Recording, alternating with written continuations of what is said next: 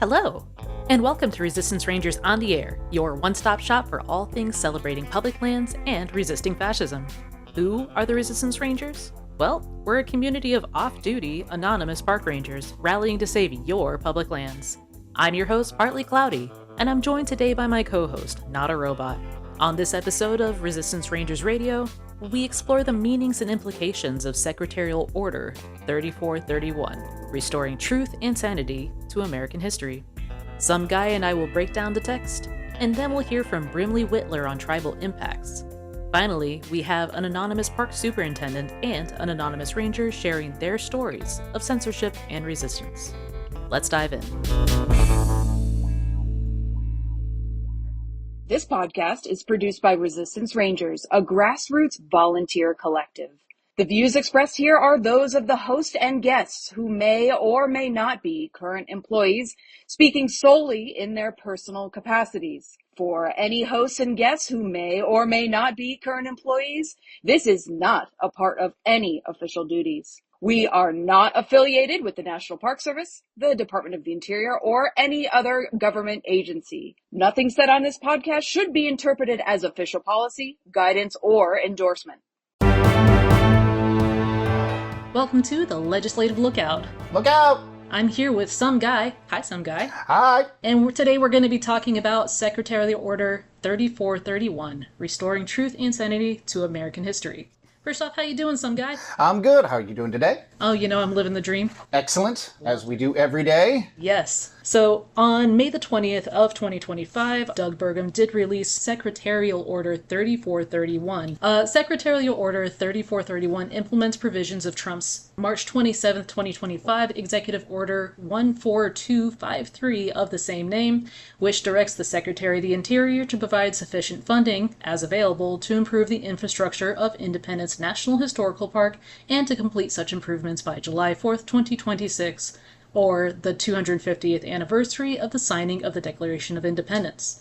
It also directs the Secretary to review public monuments, statues, markers, or similar properties within the DOI's jurisdiction, and to restore federal sites dedicated to history, including parks and museums, to solemn and uplifting public monuments that remind Americans of our extraordinary heritage, consistent progress towards becoming a more perfect union, an unmatched record of advancing liberty, prosperity, and human flourishing. That is almost verbatim from the order. All right, Some Guy, what do we have to say about this? Well, honestly, it's very confusing because what it's directing, it's directing, but it doesn't really tell you what to do. It's basically, it directed all of the national parks to go ahead and identify potentially questionable items, artifacts, print items, way markers, all of these things, and self-report them up to upper echelons, up in the Washington office, for people to go ahead and review, then make decisions on. Right after it came out, there were a lot of parks that were removing things right off the bat. Some parks were just pulling stuff pell-mell or willy-nilly all over the place, and you heard about different articles, things were starting to come down here or there. That wasn't really the direction that I was hearing or receiving.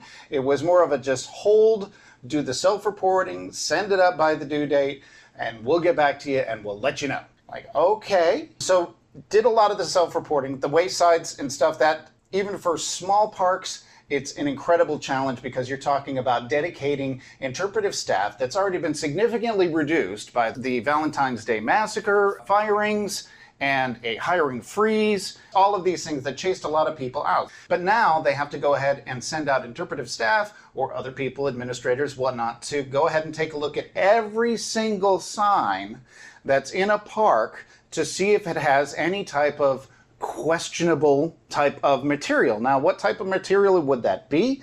They're really just looking to make sure in the National Park Service that they're talking about the beauty, abundance, and the grandeur of everything that's in the National Park Service. So an example I was given is that there's a marker on the East Coast where they are talking about, look at this beautiful seashore, and we have all these different birds and all the wildlife and everything, but we also have some problems with pollution. That's what they think is a fair representation. They want the pollution stuff basically off to the side as a, slight addendum. And, oh, by the way, sorry, there's pollution and humans did it and it's your fault. But we're just going to put that off to the side. Right. We don't want to feel guilty about these No. things. You don't want to feel guilty when you go to the national parks at all, because you're not supposed to learn anything. So yes, one of the other examples that was provided to me anyway was that there was another place located over in some mountains that they had one set of waysides that was dedicated purely to the pollution, the smog, the pollutants in the water, chemicals, all of these things. So, but if you're an interpreter and you're designing an interpretive program, and along this path, you're talking about different stages while you're walking along. So you see this one particular standing wayside that just talks about pollution, but it's also likely surrounded by other things that are talking about the beauty of the bald eagles and the nests and how they're coming back because of all the protections that have been put in place. So going sign by sign, it really narrows the focus and it gets really nitty gritty and nitpicky. So if you're talking like Gettysburg or something like that, and you're talking about, it being disparaging about the Confederates, then that is a real challenge. And there are just so many signs like in Gettysburg alone that are just amazing. So many monuments, so many obelisks. And they do point that out. They want everybody to look at the obelisks, look at the wording, and figure out what might be controversial. Right. That sounds like a lot of work. That sounds like a lot of our public not getting the programming that they are there for because our rangers are tied up doing other things like telling on ourselves for stuff that's not actually a problem. You're absolutely right. Yes, it's for catering to a minority of people that may be triggered by something in a side, whereas it's just the Park Service trying to communicate something about the world that they live in, and they communicate a part of the story they want people to know, and that's a good way to do it. That's why those signs are there. I've always been a huge fan of having the full and complete holistic story, so I can make my own truth. That's right. I can make my own judgments. I can receive the information. It's up to me to be a critical thinker. So that's pretty much the deal on that one. But on top of that, they also, not just the waysides, but they also had us look at bookstore items. So every single bookstore item in every single national park had to be inventoried, gone through, and figured out what content this one book might be disparaging about Robert E. Lee. Oh, but quick question. Sure. The text says inappropriately disparaging. Did we ever get any guidance on what warrants inappropriate? No. The short answer is no. And that's the interesting thing, too, is as I mentioned before, that information, once it's self-reported, goes up to Washington. People with specific instructions are reviewing those items. And within the next week or two is what we expect to be hearing back. And they will be giving us a yay or nay. That's all you're going to get on that. Does this pass or fail? And then it's up to you to fix it. And then send up what your fix is, and then they will let you know if that is also approved. So they're not sending anything back with a rewritten phrase or anything like that. They're just kicking it back and saying, rejected, it's not balanced, it's not proper, they found it inappropriate. I wonder how much time and money this is taking. Do you ever have the count on that? No. The hours invested by the interpretive staff to go ahead and take photographs of each individual location. There are inventories that are taken already. Some places are able to go ahead and pull from existing inventories, but you have to go ahead and make sure you got 100%. So going out there and sending out your interpretive staff and then analyzing it, putting it into spreadsheets, presenting it to the group, the managers, so they can also review it and discuss what should be sent up or not. Right. And the ultimate question it came down to, if there's a question, just send it and see what happens. Yeah, there's no metrics. It's just you have to try to predict other people's reactions. Exactly. So there's a lot of questions still out there about this entire process. But, the question that really it leaves a lot of us with is, what is their ultimate goal with this? Because it sure seems like it's not just about the beauty, abundance, and grandeur. Yes, they want to go ahead and hide the pollution stuff because from what they're planning to do with the coal, getting rid of the Green New Deal legislation items and pushing back towards coal. They don't want to talk about pollution, and they don't want to talk about clean water or any of that stuff. So ultimately, yes, that is stuff that they want to set aside and poo-poo, but overall, as far as history goes, it seems like a lot of these things are distractions, and they really want to silence a lot of the voices out there that have been coming up in the last 40 years or so with a lot of the social history.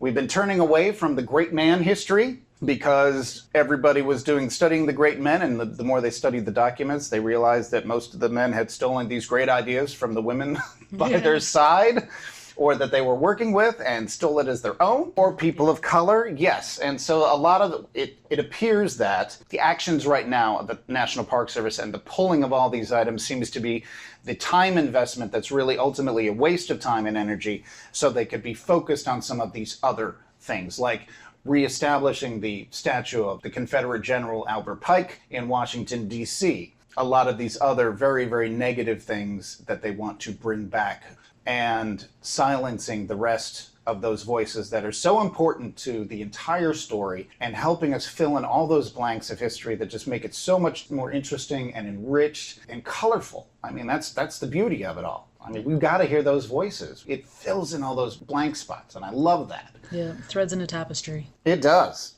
All right, so you use the word distraction, and I'm really happy you did, because when we turn back to the text of the Secretarial Order, it really wants us to pay attention to the improvement and restoration of the Independence National Historical Park and Independence Hall in preparation for that 250th anniversary. There's a decent amount of text, like Section 3 background is entirely a brief history of Independence National Historical Park, pretty much wholesale ripped from their website. And I'm actually going to link that in the episode description. But one of my favorite parts of this section is where they mention the 1979 inclusion of Independence Hall on the UNESCO World Heritage List. And why it's my favorite part is because on July the 22nd, just a few weeks ago, the United States announced that they will be withdrawing from UNESCO, or the United Nations Educational, Scientific, and Cultural Organization. They have decided that it does not work with American interest. It operates at odds with the America First foreign policy, and the organization actually works to advance divisive social and cultural causes. What? Yeah, well, it's the United States withdrawing from the world. It's very much like the Iron Curtain that descended around Germany and the Soviet Union soon after World War II. The United States is retreating everywhere, from every platform, every place around the world. Every intellectual community, the World Health Organization, the United States is in full-blown retreat and turning into an isolationist. I mean, there's walls built on the border now. So these walls are not just physical, they're also metaphorical. And it seems very much in that kind of isolationist view of the Soviet Union and the Iron Curtain. A lot of this activity and these executive orders seem very Stalinistic.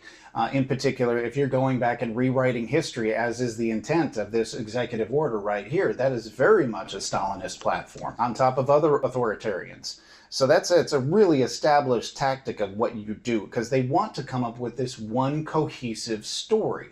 Unfortunately, when you hear these cohesive stories, they're great in grade school and middle school. Yeah, they're Paul Revere's Ride, and all these great stories, they're wonderful, great Americana and stuff. If you get to grad school, then you're like, that's when you start to learn a lot of the truth behind a lot of these stories, and there's a lot of holes in the story.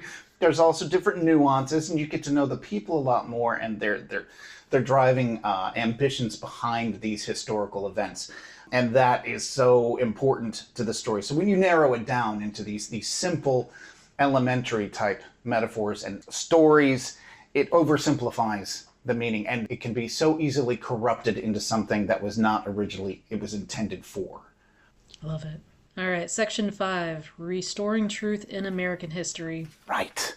Part A is the review of changed or removed properties, where within 30 days of the date of this order, each Land Management Bureau shall conduct a review to identify any public monuments, memorials, statues, markers, or similar properties on lands within its jurisdiction that have been removed or changed from January 1st, 2020 through the date of this order. So somebody's still salty about statues getting taken down. Somebody is, yes. The Black Lives Matter movement, somebody's still pretty upset about that.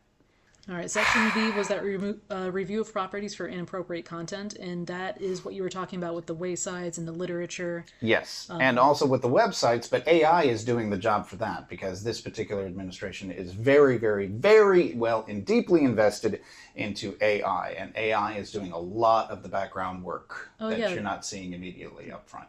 All right, so the part of this that I am actually kind of excited about this is Section 6, encouraging public participation. If anybody has been paying attention to not just us, but a couple of other podcasters, other social media personalities, then you've probably heard about QR code shenanigans. You know, a little bit of that good trouble.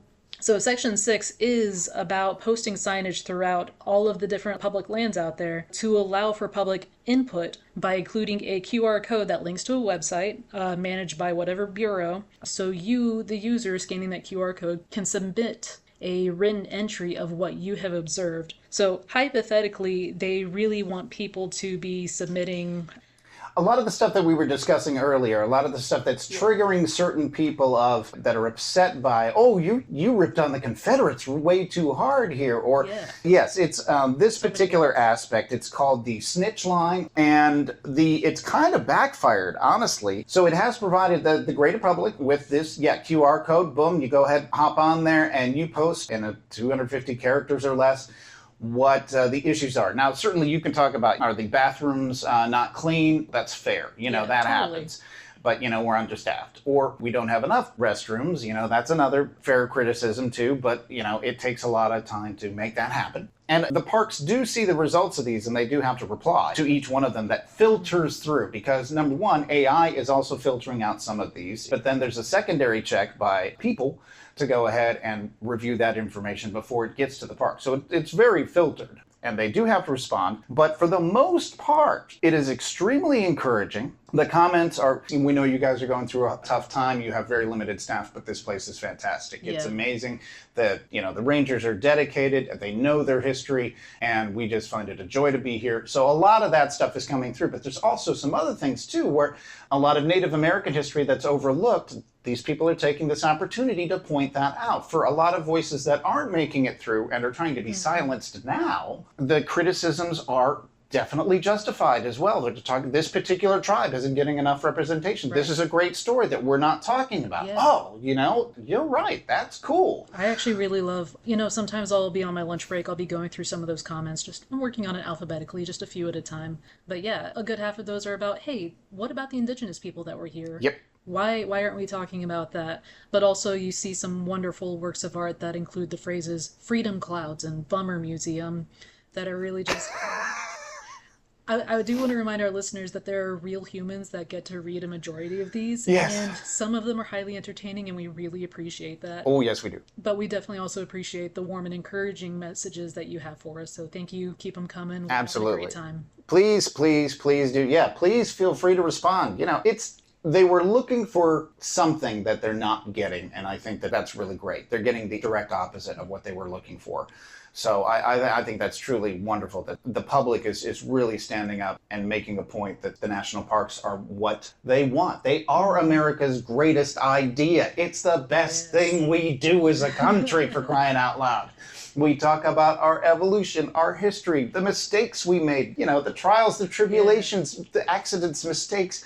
The growth. And how we got to now and how we're better because of this. That's what you do. You learn, you grow, you evolve. Yes. That's what we do. That's what we do. So yeah, they came for the National Park Service, and the joke in the Resistance Rangers is that they were getting the National Snark Service. So we're Rangers who point at things. We point at things and we tell stories. I love it when people listen. It's great. And ask questions. It's wonderful. Just that kind of interaction. And so this is a different way. For some people, that are a bit more introverted, they don't want to say anything right there, or they don't have the opportunity, or they want to get back and drop back in there and just say thanks, or hey, your bathrooms need some work. Yeah. That's fair. That's fair. Totally cool. But we read them and we act on them. So yay, please do. Yeah, absolutely. All right, Section 7 is, it's not the last one, but it's really the last one that matters. It's the effect of the order. And I'm just going to read this first sentence. This order is intended to improve the internal management of the Department of the Interior and to ensure implementation of Executive Order 14253. We're improving the management by ensuring the implementation of the executive order that says the same thing. Yes. It's the snake that's eating its own tail, or more of like a Mobius strip. Oh, there we go. There you go. And the rest of it is a lot of legalese, which is basically don't sue us because you won't get nothing. Mm-hmm. And yeah, what a hoot. No, but it's intended to improve the internal management of the department. How? Yeah. I really would like to know how making all of the rangers spend so much time identifying all of these things, all of these, going through every single magnet and pin and reading all the summaries of each one of the books is going to increase the internal management of the Park Service. I don't see that. I'm going to say, listeners, let us know if you have ever felt personally victimized by a magnet or a pin. Yes. National Park Bookstore. Or a wayside. If this wayside has harmed or attacked you in some way, we want to know about it. All right, do we have anything else we can say about this? I think we pretty much covered it. It's a lot of smoke and mirrors to go ahead and ultimately take away a lot of the freedoms and the voices from a lot of people, and it's not a good thing. It's the opposite of freedom. They want to give you a spoon-fed, memorizable story that everyone can agree on, and that's just not how humanity is. That's just not how Americans think. We know that. Exactly. But hey, we did better this time. We ended on a high note with our QR code shenanigans. Yes, shenanigans! Shenanigans! Look out, shenanigans! All right, so next we are going to move on. Yeah. Thanks for listening, everybody. We really appreciate it. And thanks for joining me, some guy. I hope you have a great night. Thank you!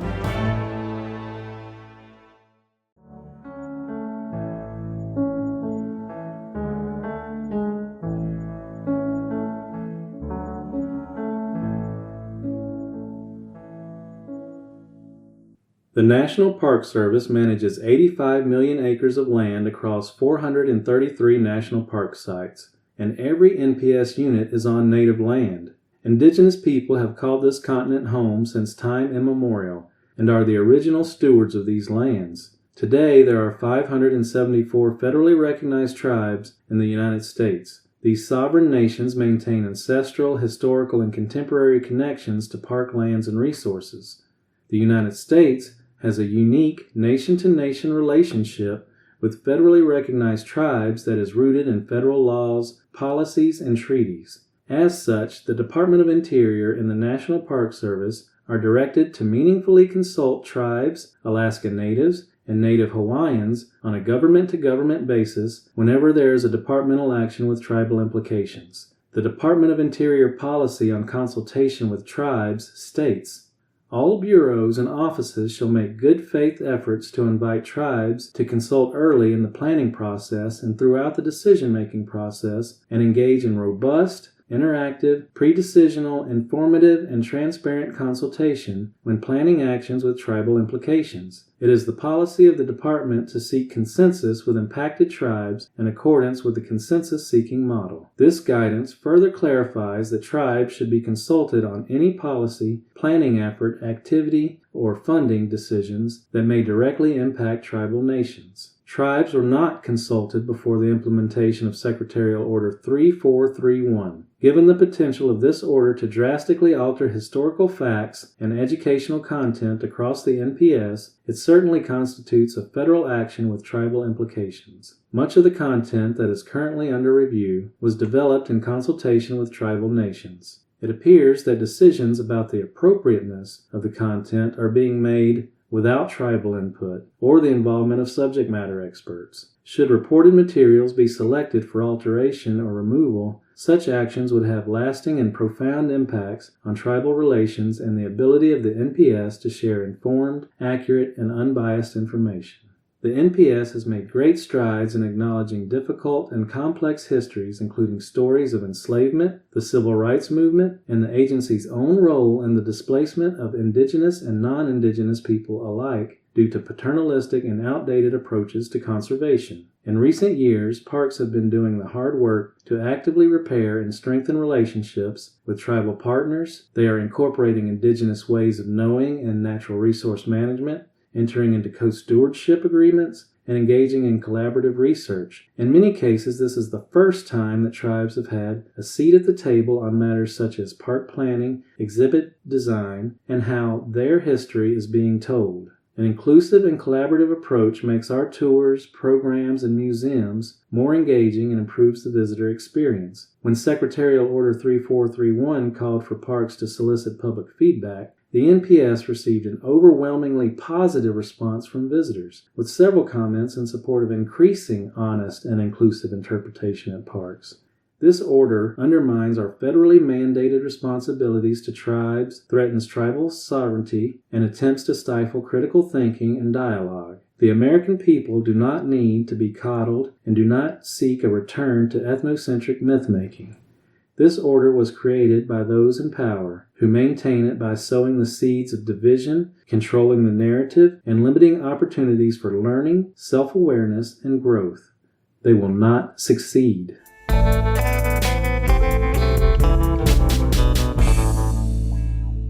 Up next, we're going to hear from an anonymous park superintendent for an inside perspective on the chaotic implementation of SO 3431.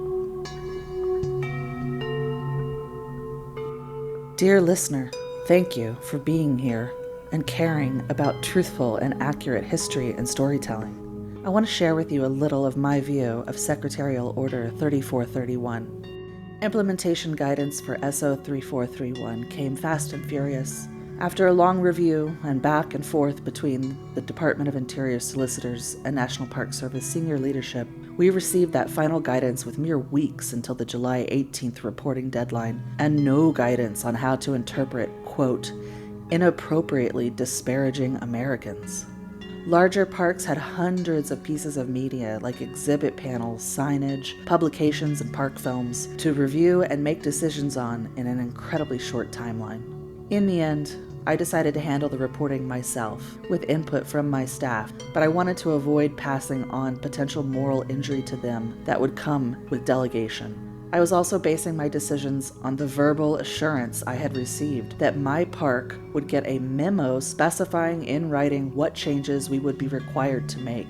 I was hoping it would be clear that the decision was made far above me if I was ordered to censor our interpretive media. I was naive. In a true act of bait and switch, superintendents were informed after the July 18th reporting deadline that there would be no such memo. Instead, we'd simply receive an email with what content was deemed in conflict with the Secretary's order and no instructions on what exactly to do about it. We'll work with our regional office to come up with a plan and then submit that to the Washington office for review, but the onus to determine how to censor content has now been transferred from senior leadership to park superintendents and what's left of regional offices. I can't know if this is purposeful, but something is gnawing at me that someone in the Department of Interior saw the negative press thus far about SO 3431 and wanted to shift the narrative so that superintendents and regional offices could be blamed for censorship if it comes down to it. I now eagerly await this email so I can attempt to figure out what I'm going to do about it.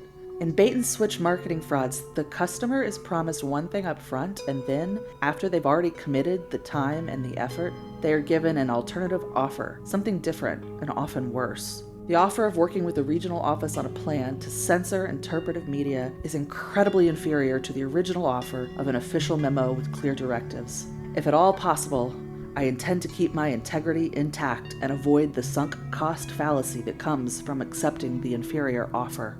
What I will ask for is a directive in writing as originally promised. I'm not sure exactly what's next if they don't give it to me. Listener, wish me luck and give me grace. Sincerely, a superintendent.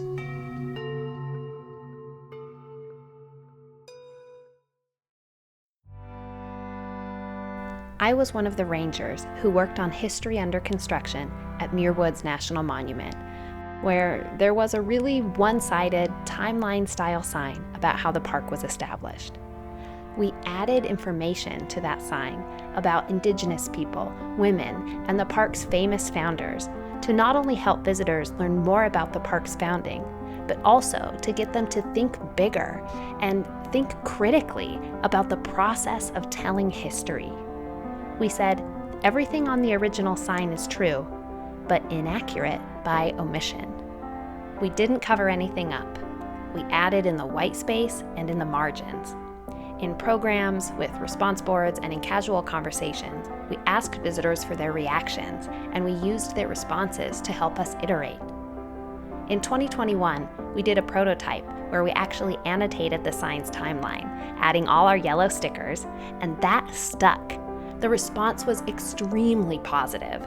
The annotated timeline made so many light bulbs go off for people, and those light bulbs usually fell in two categories. For some visitors, it was the first time they had encountered this information, or the idea that history, even in a place as trusted as a national park, might be slanted. For others, they've known this, or they live this, but it was the first time a national park admitted it. I remember when we got a comment card from a visitor who told us they'd been to lots of national parks, yet as an Indigenous person, they never felt like the storytelling included them. Until now. History Under Construction was the first time they'd felt seen by a national park. The public appreciated the additions to the sign. I mean, they're still adding post-its and taping on photos of the censored content as we speak. Visitors to parks value real and honest stories. There's not an easy or hard version of the story at Muir Woods, because all history is hard history. It's just a matter of hard for who. It's hard to cringe through a whitewashed myth about Muir, Kent, and Pinchot, and it's hard to reckon with, respectively, their racism, xenophobia, and leadership in the eugenics movement. Both are hard. It's about who's shouldering the discomfort and how much we all gain when we know the full story. What's really scary about this censorship is that, and I should be specific here, when the National Park Service self-censors or obeys in advance in reaction to orders from the Secretary of the Interior, the National Park Service and Department of the Interior are not only impacting the type of information the public gets, but they're actually policing the types of questions we can ask and the kinds of dialogues we can have. This project posed questions like, what do omissions in the historical record reveal? What other histories need more attention? What do the stories we tell say about who we are and who we can become? And the public deserves those questions. Park visitors can handle the full version of history. Call me crazy, but when you come to a national park, I think we owe you a full and honest history at the very least. That's what the word unimpaired means to me in the Park Service mission. We owe the American public an unimpaired history. And that's what we're gonna do. I've worked in multiple parks, and in each, I see myself as helping run a leg of a relay. History Under Construction was a team effort. Before my time at Muir Woods, staff and interns researched pieces of the story and tested the messaging online and in programs. In the years I was there, we brought that research to the sign. In the years since, the current team built an incredible webpage about the project, and they're defending work they didn't start but are proud to inherit. We are immensely powerful when we work together, just as we're doing now. We know this isn't a sprint, but it's also not a marathon. It's a relay, and we're in the hardest leg yet. Take the baton when you can, take care of yourself, and surround yourself with brave and brilliant people who are fighting for the same things you are, the same things we all are. For more information on the censorship threatening our public lands, head to resistancerangers.org, where you will find a timeline of the administration's actions against the National Park Service, stories of censorship that has already taken place since January 20th, and links to more news, articles, and sources. And please, if you have any censorship to report at a national park, let us know. The work of Resistance Rangers and others, like you out there, has already accomplished so much, shining the light of truth on the unethical and illegal actions of this administration works. Keep doing it. Be loud. Tell everyone you know. And remember, leave no trace and Ranger on.